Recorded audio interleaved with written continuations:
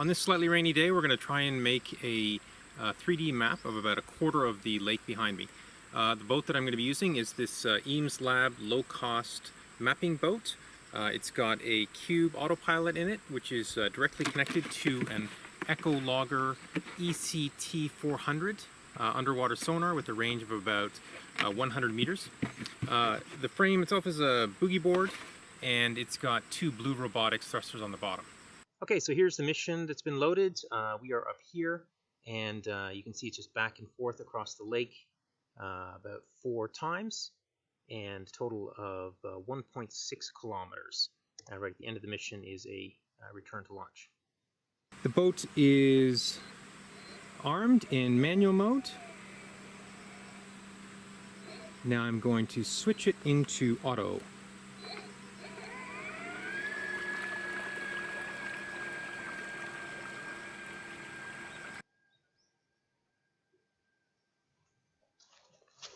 Great, I can see over here on the sonar range that it seems to be working. It's already, 12 meters, 13 meters.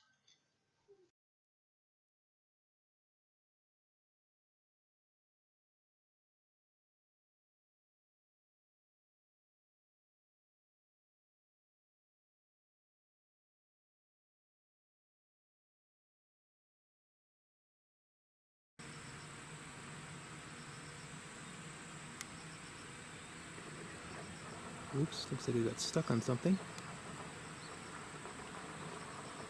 Let's switch into manual mode.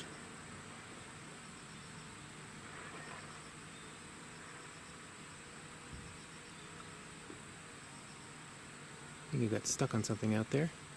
I'm going to switch it back in auto again.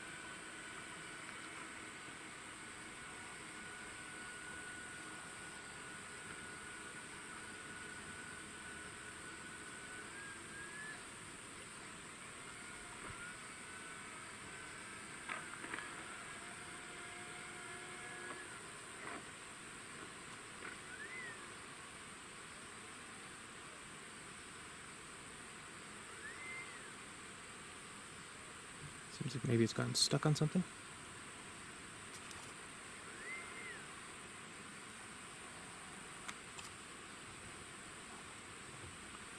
So temporarily take over in manual mode.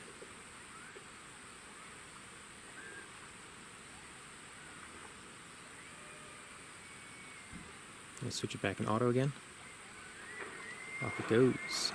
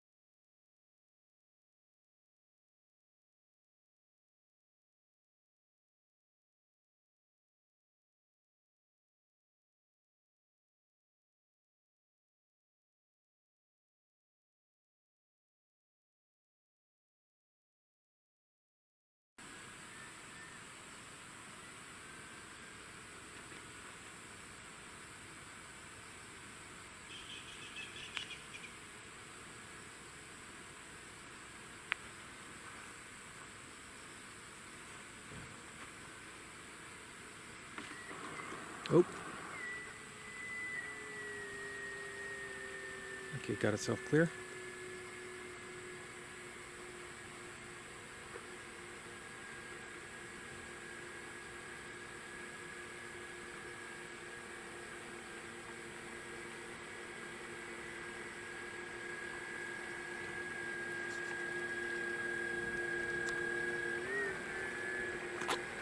Nice.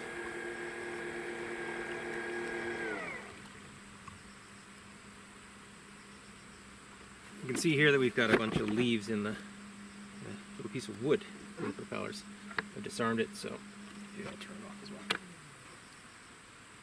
Now we connect with the mission planner.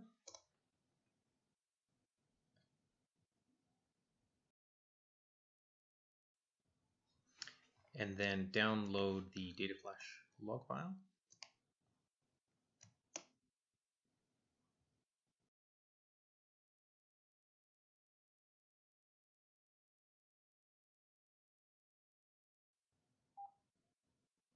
I'm going to move that log file into its own directory. Create a new directory here.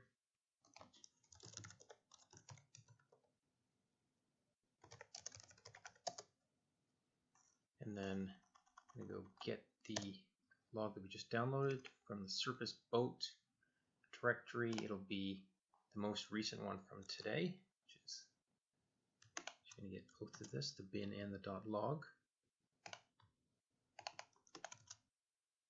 Next, we can have a quick look at the depth data from the mission planner. Go into the flight data screen, data flash logs tab, and click review a log, and just select the binary file that we just downloaded. Then we can click on the DPTH on the right, and click the depth field. And now we can see, if we turn off the messages, that we've got reasonable looking values here. Looks like it's about 13 or 14 meters at its deepest point, getting occasional spikes up to 50 meters, which are just presumably bad data. And then it gets down to 2 or 3 meters in some places. So this looks reasonable. So now we're going to load the file up into Excel. You can probably use some other tool if you like to extract the depth data. So we're going to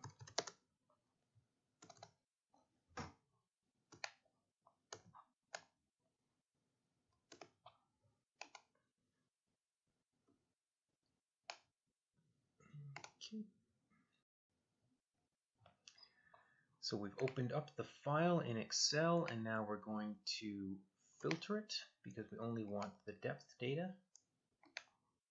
So this depth data there. So this is the data that we've got. I'm just going to select all of this.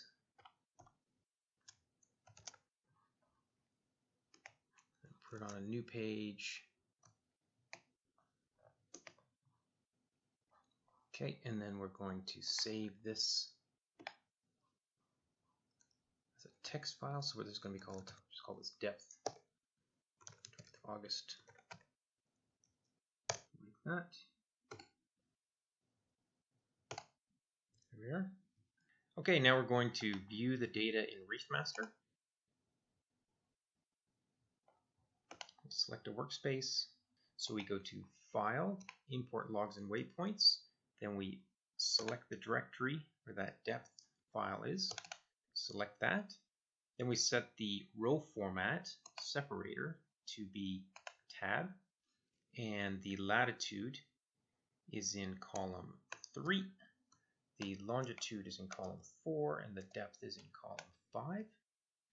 The units are all in meters, so the rest should be fine. Just click in there and press OK.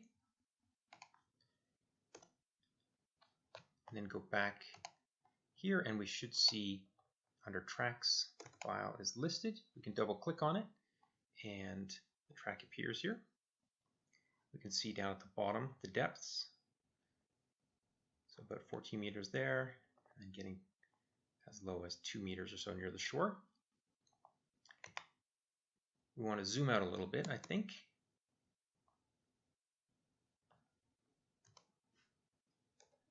There we are. Press minus to zoom out. Next, I'm going to, again, right mouse button, click on the tracks, and add track to map project. Select new project. I'll call it Sakamoto Dam, just where it was. Press OK. Then here we can just zoom out a bit more again. Select the map project. Then we're going to define the map area. Click on that. And select a square box around the data, like that. And then generate map. There we are. So now it's produced sort of a 2D view, the map, which is nice. We can also look at a 3D view by clicking this button, and then we can rotate it around.